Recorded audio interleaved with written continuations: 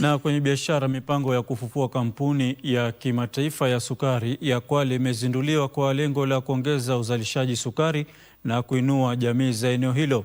Waziri wa Kilimo Mutahi Kagwe amesema hatua hiyo itatatua changamoto ambazo zimetatiza shughuli za kiwanda hicho kwa muda mrefu. Serikali imebuni kamati ya pamoja ya wadau ikiongozwa na halmashauri ya sukari humu nchini kwa lengo la kuweka mikakati ya ufunguzi wa kiwanda cha kimataifa cha sukari cha Kwale. Kamati hiyo itakayojumuisha wanachama wa serikali ya taifa na zile za kaunti, wawekezaji, wakulima na wadau wengine itashughulikia changamoto za kisheria, kifedha na kijamii zinazokumba kiwanda hicho.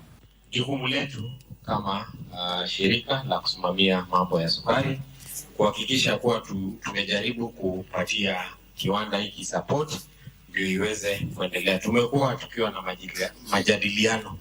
Najua kina Mtua amekuja ofisi mara mingi na kuna wazee wengi ambao wametuandikia barua kwa sababu ya mambo ya kiwanda hii. Mpango wa ufufuzi unajumuisha malipo ya jumla ya shilingi milioni 66 ambazo kiwanda hicho kinadaiwa na wakulima. Umuhimu ni kwamba jameni, factory ikianza kufanya kazi na kuwe kwamba zile shida tu ziko ni zile za serikali itatatua shida zake. Kagwe amesema kiwanda hicho kina uwezo wa kubadilisha uchumi wa eneo la Pwani kupitia uzalishaji sukari, utayarishaji kemikali ya ethanol, uzalishaji kawi na shughuli nyingine za kiuchumi. Manake hatutaki kusema hii ni maneno ya pesa peke yake. Sio maneno ya pesa peke yake.